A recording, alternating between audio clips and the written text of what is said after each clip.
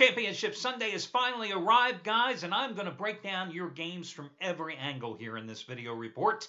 And I'm going to give you some interesting stats and trends regarding the championship results versus the spread going back to the NFC-AFC merger way back in 1970. That's all coming up. Even got a college basketball free play for you as well today. But listen, on Championship Sunday, I thought it was only fitting that I begin today's video report by discussing the winningest handicapper at this site in football. That's pro and college combined over the past 5 years, and that, of course, is Shawn Michaels. Because Shawn Michaels has made $10 bettors over the past 5 years, a very tidy sum. In fact, those $10 bettors have won over $30,600. And in all sports combined over the past 21 months, they've made $21,000.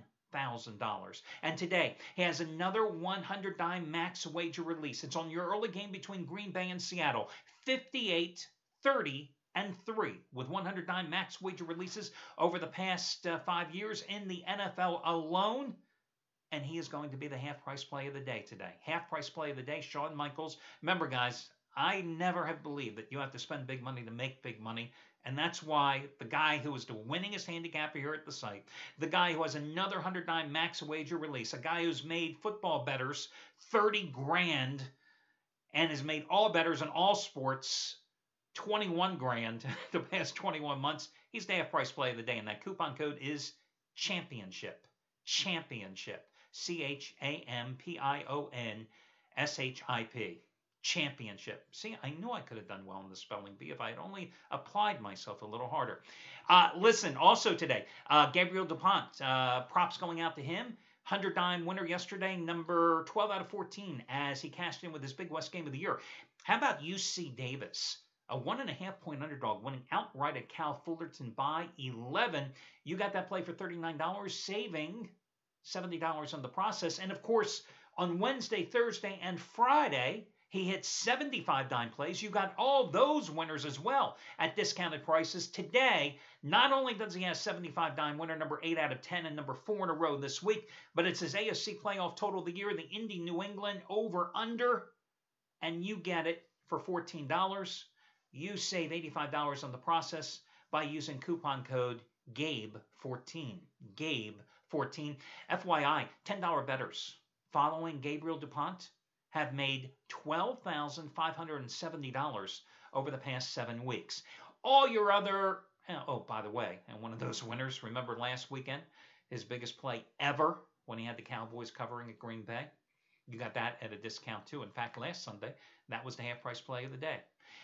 Listen, all your other promos, etc., more totals, big play from one of the guys on the New England, Indianapolis side as well. They're all on the homepage. You can check out the promos and discounts over there. That's just too easy.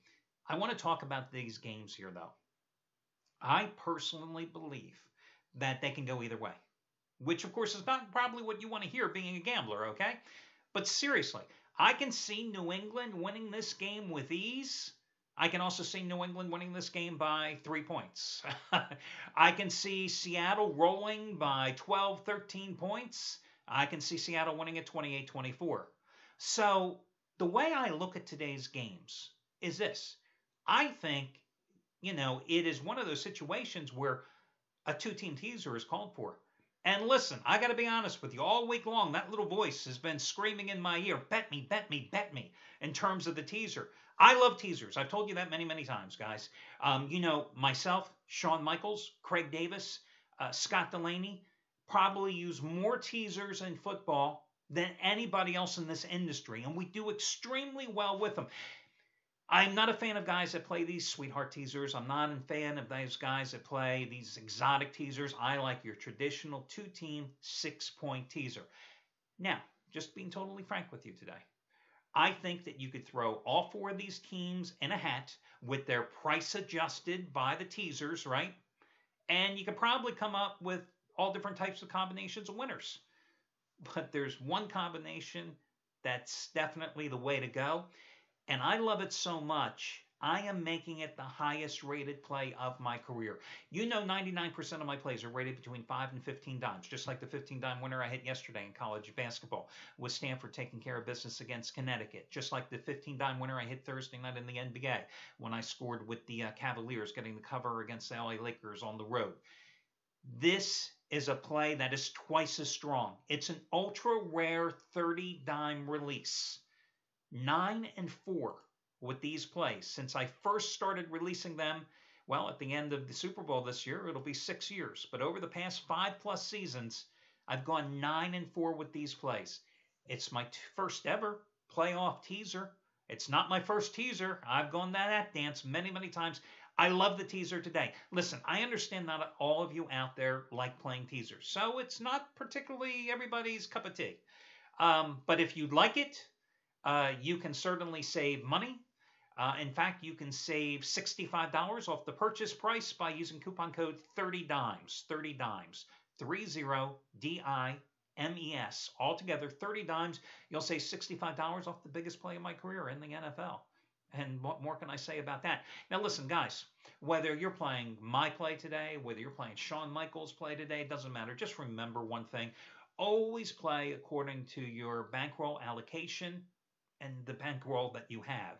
None of these bets are designed to be telling you to take food off the table, to not pay for your Christmas gifts, to not pay for your mortgage, to skip the car payment. No, this is made for disposable income. So you have to play it accordingly. For me, it's a max wager, as big of a max wager as I can possibly make according to my own bankroll. That's why it's a 30-dime release. Okay, let's talk about the championship series round here. First of all, since the merger of the AFL and the NFL back in 1970, favorites have gone 48, 37, and 2 against the spread. And that's despite the dogs covering 5 of the last 8 games over the past 4 years.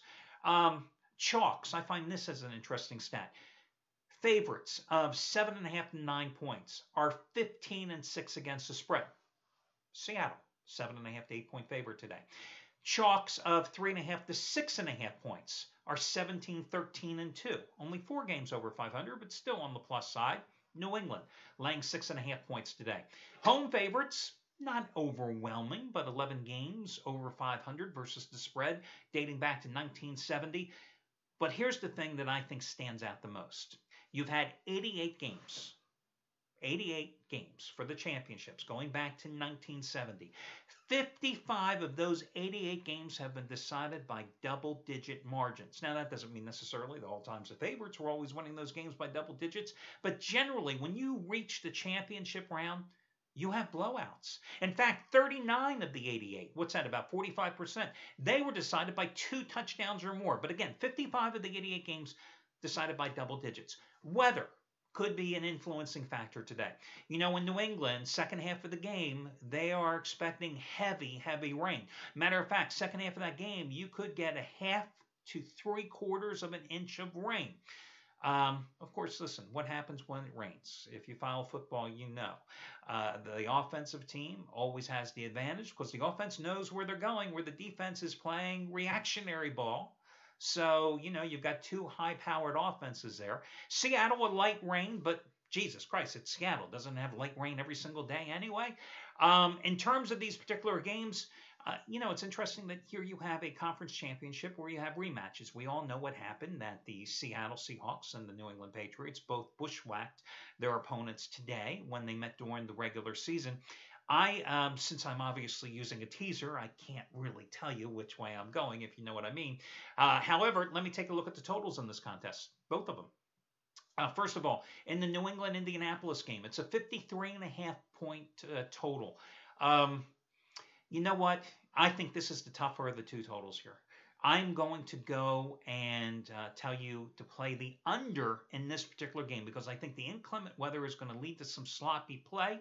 And I just have a feeling that the under is the way to go in this particular game. Now, the other game between Seattle and Green Bay, you've got a total of 46.5 points, which is kind of higher than I expected. I really thought, even though Aaron Rodgers is playing on one leg, I really thought that this one was going to be somewhere around 42, 43 points. With that being said, however, I am still willing to ride that game over the total. I know you would probably think under would be the play. But listen, I think that you have a Green Bay defense that has plenty of holes, especially when it comes to stopping the run. I know that they have been better stopping the run ever since Clay Matthews moved to the inside linebacker position.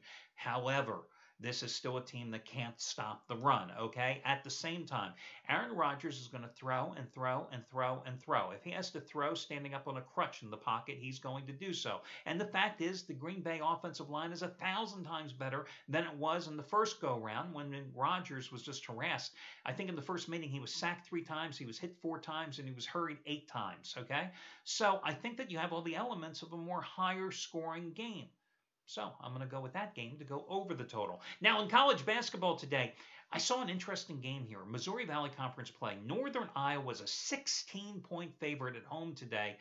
And you're probably saying to yourself, hey, Northern Iowa, why am I going with them against Missouri State? Because Missouri State earlier this week suspended their leading scorer, guard by the name of Marcus Marshall. Not only was he their leading scorer, but he was also the number 2 scorer in the Missouri Valley Conference this season, averaging 19.5 points a game. Well, on Friday, they made it even more official. They dismissed him from the team. He's leaving the school, blah, blah, blah. Well, you've got a Missouri State team that doesn't score much to begin with, okay? Now you've got a Northern Iowa team that is playing at home, and what can I say? Northern Iowa has reeled off 4 straight wins since opening the new year with a New Year's Day loss at Evansville. Their only other loss this season came by 6 points to VCU on the road in Richmond.